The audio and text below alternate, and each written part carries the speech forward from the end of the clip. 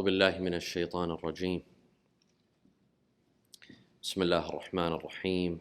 الحمد لله رب العالمين، بارئ الخلائق أجمعين، باعث الأنبياء والمرسلين، ثم الصلاة والسلام على خير خلقه العبد المؤيد والرسول المسدد، حبيب إله العالمين أبي القاسم المصطفى محمد.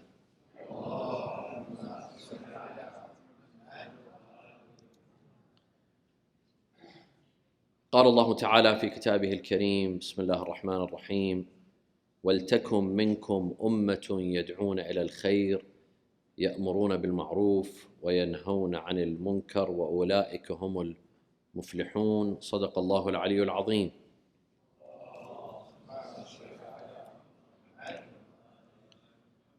Our topic tonight is regarding ordering good and forbidding evil, al-amr bil-ma'ruf wa nahi 'anil munkar, its conditions, how vast and how broad is this obligation, how far do you go? We all know that al-amr bil-ma'ruf is mandatory and it's an obligation, but how far do we have to go in order to order people to do good and forbid them from doing evil? And finally, does it conflict with personal freedom? Wa sallu ala Muhammad wa ali Muhammad.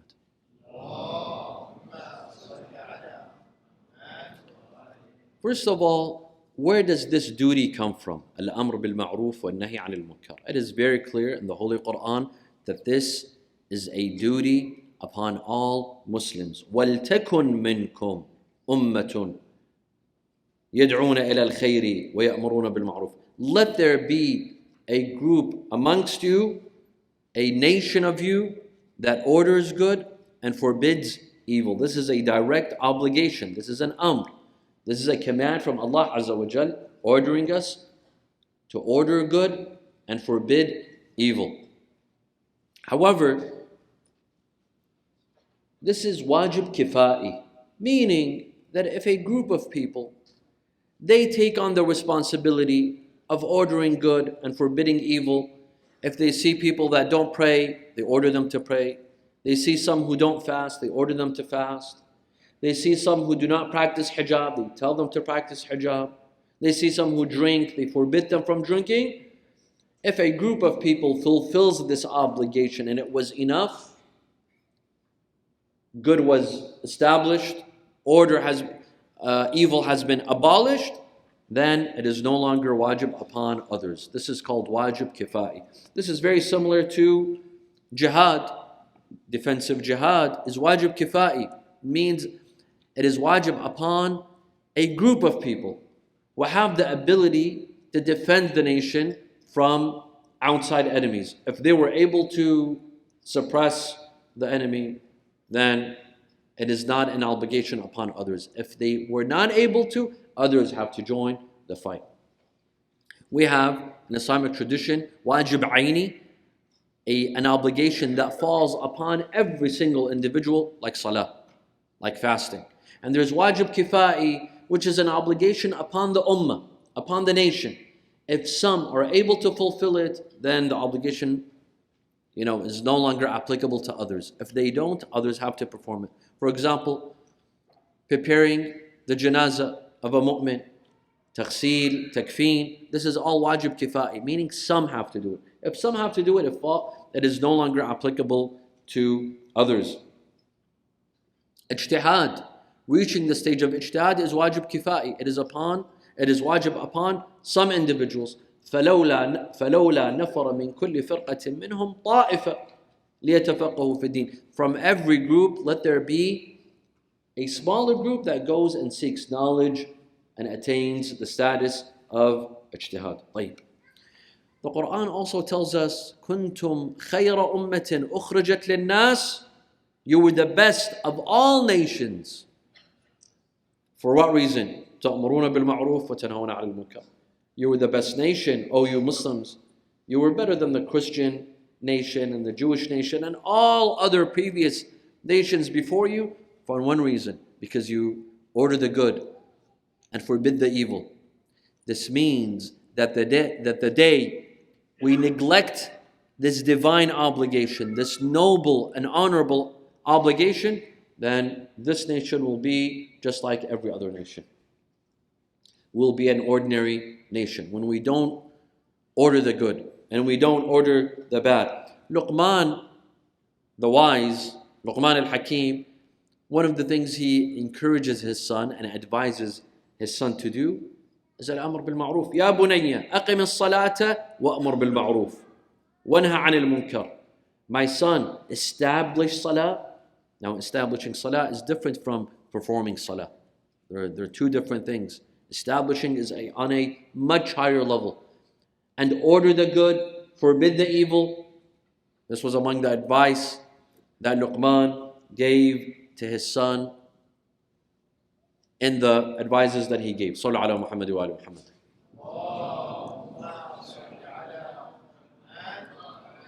We believe that this obligation, the obligation of al-amr bil-ma'ruf wa-nahy 'anil munkar, was the job of prophets. Hence, it is an honorable obligation. الذين يتبعون الرسول النبي الأمي الذي يجدونه مكتوبا عندهم في التوراة والإنجيل. Those who follow the prophet, the messenger, al-ummi, either it means the illiterate prophet or the one from Kitab or Qura, which means the mother of all cities, Mecca. The one who they find in the Torah and the Injil, يأمرهم بالمعروف وينهاهم عن المنكر. He orders them to do good and he forbids them from doing evil. This is a divine obligation, the obligation of prophets, the job of prophets. When I order good and forbid evil, I am following the footsteps of prophets of Allah and the messengers of Allah. And it is also the responsibility of authorities. Anyone who has authority. If you have authority, wherever you are, especially in a government, in a state, it is the job of the state to perform al-amr bil-ma'ruf wa-nahy 'anil munkar. They must order the good and forbid evil. الَّذِينَ إِن مَّكَّنَّاهُمْ فِي الْأَرْضِ. Those whom we gave them power on earth. أَقَامُوا الصَّلَاةِ. They established salah. وَآتُوا الزَّكَاةِ. And they pay zakat. وَأَمَرُوا بِالْمَعْرُوفِ وَنَهَوْا عَنِ الْمُنكَرِ. It is the job of anyone who holds authority on earth to order the good and forbid evil. There are some that say an Islamic government should not interfere with personal freedom. Personal freedoms, an Islamic government should not interfere whatsoever. Let people do as they please, as they wish. This is a mistake. This is incorrect. Are you telling me that a government should not enforce traffic laws or administer the market or should allow for monopoly and allow for money laundering?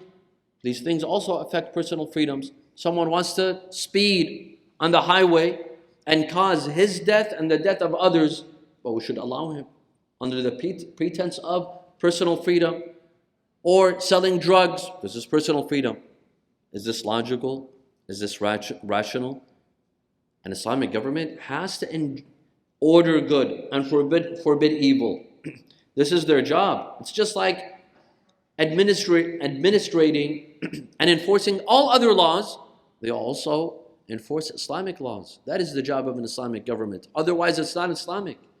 The only difference between an Islamic government and a non-Islamic government is that an Islamic government enforces Islamic laws. Otherwise, it becomes a Western government or a secular government. The Quran also tells us that mu'mineen and mu'minat have a duty towards one another. They have a responsibility towards one another. No, they have an authority over one another. المؤمنون والمؤمنات بعضهم أولياء بعض يأمرون بالمعروف وينهون عن المنكر. The believing men and the believing women, they have wilaya over one another. You see, what is interesting is the verse doesn't say المؤمنون أولياء المؤمنات, that believing men have authority over believing women. No. المؤمنون والمؤمنات, believing men and believing women have a wilaya. بعضهم أولياء بعض. Both Each have a wilaya over others. I have an authority over you, and you have an authority over me. You will put me in check, and I will put you in check. Men put women in check. Women put men in check. When it comes to religion, when it comes to religious matters, we keep each other's in check.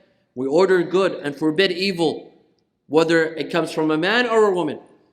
A woman that sees a man who doesn't pray, she orders him to pray. A man that sees a woman doesn't wear hijab, he orders her to pray hijab. This is wilaya. It's a shared wilaya between men and women.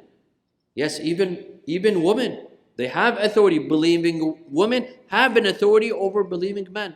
And believing men have an authority over believing women. بعضهم أولياء بعض. طيب. You might ask, doesn't al-amr bil-ma'ruf wa-nahy al-munkar doesn't violate my personal freedom? Who is it who can tell me what to do? If I want to do drugs, let me do drugs. Who are you to stop me? Don't impinge on my personal freedom. Who are you to tell me to pray and to fast and to give zakat and khums? This is my personal freedom. Who are you to violate my personal freedom and rights, especially when it comes from a government that wants to impinge on my personal freedom? Is this right? No. First of all, you are free to do what you want. You do have personal freedom. You have the personal freedom to do whatever you'd like, unless you begin to harm others. You begin to affect others. The day that you begin to harm others, you'll be stopped. That day you do not have the freedom. Your freedom should not be at the cost of other people's health and well-being, their social well-being, their ethical well-being. Let me give you an example. During COVID, imagine during the days of COVID, you run around without a mask, shaking people's hands, coughing and sneezing wherever you want. Were you allowed? It's personal freedom. Go shake whoever you want's hands and sneeze wherever you want, cough wherever you want. Is this logical? To say that you cannot impinge, you cannot affect my personal freedom? No, your personal freedom, do as you like as long as you do not harm anyone, as long as you do not put anyone in danger. That is why during COVID, all of us, we became the COVID police. Don't shake my hands, don't shake anyone else's hands, put a mask on, get your vaccinations, keep your social distance, don't cough in my face, cough in your sleeve, cough in your elbow. When it comes to our health, we care, we perform al-amr bil-ma'ruf an-nahy al-munkar. We all order and forbid. But when it comes to religion, we take matters very, very simply and we say, no, but it harms people's personal freedom and personal rights. What do you think of a person that wants to smoke a cigarette up in the air, in the airplane? Is he allowed? It's personal freedom. Personal freedom to smoke a cigarette when you're on a flight. Does that make sense? Of course you're not allowed. Why? Because you're not only risking your life, but you're risking the lives of everyone on that flight. Or someone that wants to speed 160 kilometers per hour on a highway because it's personal freedom. I have the right to do what I want. No, it's not personal freedom. Your personal freedom should not be at the cost of other people's security and health and lives. Same goes for al-amr bil-ma'ruf wa nahy al-munkar. Do as you want. But there are some things that will damage society, damage your community. And you have no right whatsoever to damage the community with the pretense of, it's my personal freedom. طيب صلوا على محمد وعلى محمد.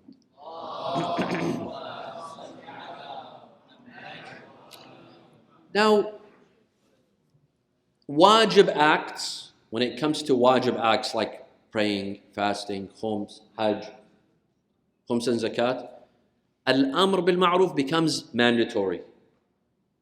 It becomes mandatory to order people to do what is wajib. What about recommended acts? Fasting on Mondays and Thursdays outside of Ramadan. Paying sadaqah. Going for the ziyarah of Imam Hossein. Does this also fall into the category of al-amr bil-ma'ruf? Yes, but it is recommended. Here it is recommended to do al-amr bil-ma'ruf. It is recommended to tell people to pray Salat al-Layl, to recite Quran, to fast on Mondays and Thursdays. It is not wajib. What is wajib in itself, al-amr bil-ma'ruf becomes wajib. What is mustahab in itself, al-amr bil-ma'ruf becomes mustahab. And nahy an al-munkar is always wajib. Because munkar is only that which is haram. That which is makruh is not munkar. Is not considered munkar.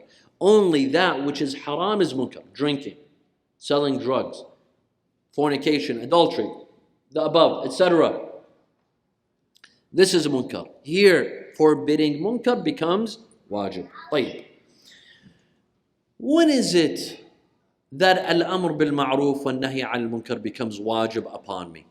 If I see evil, if I see God's commandments being broken, if I see Allah being disobeyed, when is it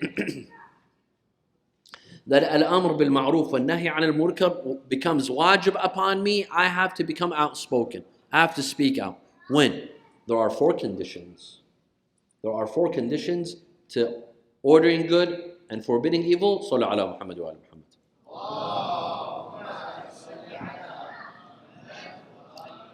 Number 1, the one ordering good and forbidding evil has to have knowledge, has to know that this is good for him to order or her to order, has to know this is bad, this is evil, this is munkar for them to forbid.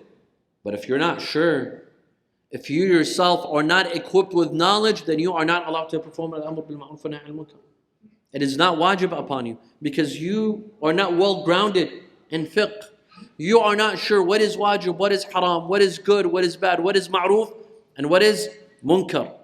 Also, perhaps for you, according to your taqleed, this is munkar, but according to someone else's taqleed, this is not munkar. In this case, is it mandatory upon you to perform nahy al-munkar? No, let me give you an example. Smoking in the month of Ramadan. According to the majority of our scholars, smoking in the month of Ramadan is haram. It's forbidden and it will break your fast. Perhaps there's a marja' that believes that smoking in the month of Ramadan does not break your fast. Is it wajib upon you to go tell that individual, this is haram, do not do this? No, because the taqleed is different. Your taqleed is different from that person's taqleed. What is munkar for you is not munkar for him, or what is munkar for him might not be munkar for you. So this is number 1. 2, it is wajib to perform al-amr bil-ma'ruf wa nahy al-munkar if you feel it is effective. If it is not effective, it is not wajib. For example, I go to some bad neighborhoods here in Vancouver where they sell drugs, and I come out in the middle of this neighborhood and they all sell drugs and they have weapons, and I stand in the middle of the street and I tell them, listen guys, al-amr bil-ma'ruf wa nahy al-munkar, you have to stop selling drugs. How effective am I? I'm not very effective. If you feel that your words are not effective, al-amr bil-ma'ruf wa nahy al-munkar is not wajib. This is according to most scholars, almost all scholars, and this is mentioned by al-muhaqqiq al-hilli and shara'i', that you have to presume your words are effective. If you know that your words will go in one ear and come out the other, it is not wajib upon you. It's not effective anymore. It's not effective. It's just like some of our prophets. Some of our prophets, they reached a position in which they felt their words are no longer effective. Khalas, like Moses alayhi salam. Nuh alayhi salam. He says, قال رب إني دعوت قومي ليلا ونهارا فلم يزدهم دعائي إلا فرارا. Oh Allah, I've called my people night and day, and the more I call them, the more they run away from me. وإني كلما دعوتهم لتغفر لهم جعلوا أصابعهم في آذانهم واستغشوا ثيابهم وأصروا واستكبروا استكبارا. Oh Allah, every time I call them, they run away, they put their fingers in their ears, meaning they don't want to see, and they cover their heads. Khalas. Nuh reached a position in which he knew his words are no longer effective. He prayed against his people. He said, Oh Allah, لا تذر على الأرض من الكافرين ديارا. Oh Allah, let them perish. Destroy them. He prayed against them.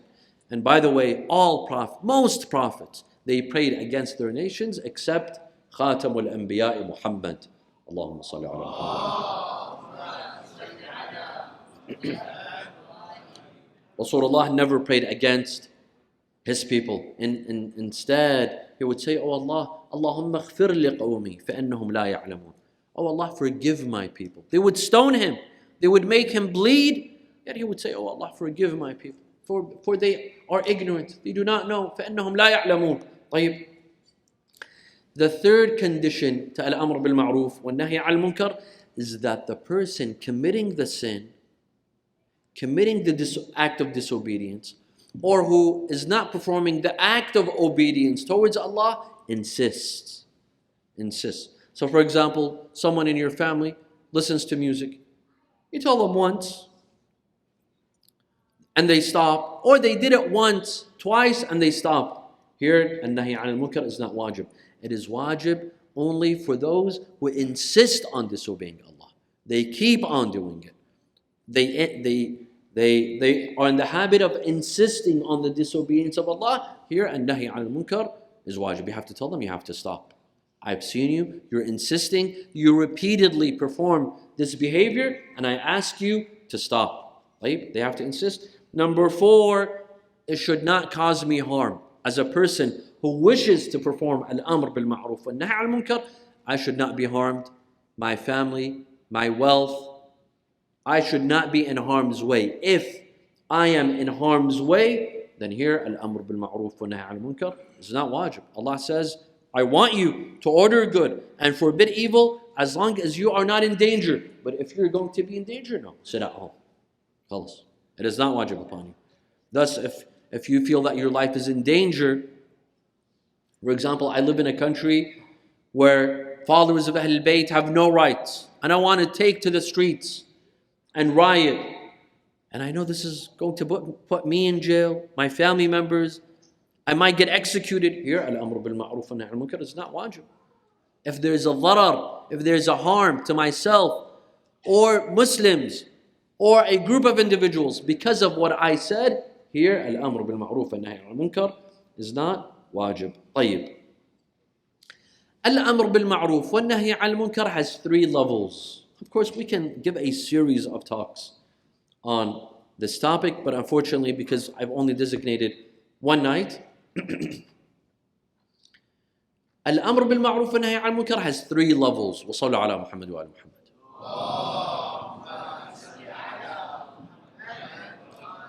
The first level is to reject munkar with your heart. What do you mean with your heart? To show disappointment. You don't have to speak. The first level is to show disappointment, to show disgust by your face. In your heart, you reject this behavior. You reject this act. You don't have to speak. Some people, for them to see you disappointed, it's enough. Whatever it is that they're doing, they don't pray, they break their fast intentionally, they drink, they use drugs, the list goes on. Sometimes it's enough to show disappointment. As long as you show disappointment and disgust without saying anything, by not speaking to an individual, that is enough for them to stop. That is enough for them to feel remorse, they regret, they feel embarrassed, and they will stop. This is the first level. The second level is for those that know, showing disgust and disappointment is not enough. Not speaking to them is not enough. They continue performing munkar. Here you have to speak. Here you have to use your tongue. And you have to speak. However, you begin lightly. You begin with the lightest level. مرتبا بالأيسر من القول في الأيسر, as Al-Muhaqqiq Al-Hilli says in Shara'. Means you begin by speaking gently, softly. If that worked, then so be it. If that didn't work, then you raise your tone. And then you keep on raising your tone. As long as you're not being effective and it's not working, you keep on raising your tone. But in the beginning, you don't begin screaming and shouting from day one. This is not the style of al-amr bil-ma'ruf wa nahy al-munkar. First, you begin speaking gently. Look at Musa and Harun, Allah sends them to Fir'aun, who claimed to be the God of all gods. Allah says, اذهبا إلى فرعون إنه طغى. Go to Fir'aun. فقولا له قولا لينا. Speak to Fir'aun gently, softly. If Musa and Harun were ordered to speak gently and softly to Fir'aun, imagine how we should speak to our family members, to our relatives, to our friends, to strangers. First, we begin speaking softly. If that didn't work, then we raise the tone.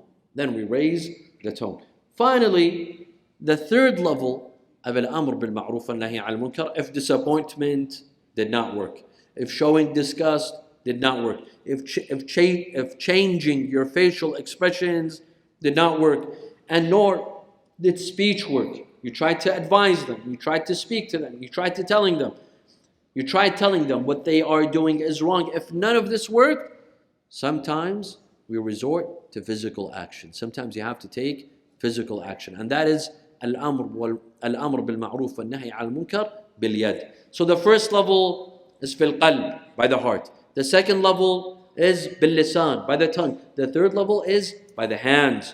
But what do we mean by this? This could be very sensitive. What do I mean by this? So for example, you have a teenage daughter that doesn't wear hijab, and you told her, she doesn't listen. You show disappointment, she doesn't. You force her? No. Or you have a son that doesn't pray. You force him, you beat him, you physically force him? No. This is left for special circumstances. The al-amr bil-ma'ruf wal-nahy al-munkar by the hands, meaning getting physical, getting aggressive, is left to certain cases where there's no other way, there's no other solution. For example, you see someone being abused, someone being physically harmed, someone being attacked by a group, or a sister that is being attacked from the community by brothers, by individuals, by men that are attacking her, harassing her. Here you have to step. You have to step in. Showing disappointment is not going to help. It's not going to be effective. Speaking is not going to be effective. Here you're going to have to take physical force. You're going to have to use physical force. Thus, it is not for every case to use physical force and to hit and abuse. No. It's left for certain cases. I conclude by saying, my dear brothers and sisters, that this holy obligation, and I reiterate, it is the obligation of prophets and imams. It is the obligation that Imam Hossein alayhi salam died for. He said, أريد أن آمر بالمعروف وأنهى عن المنكر. He said that the reason I rise against Yazid was to order good and forbid evil. This obligation should not be taken lightly. It should not be taken lightly.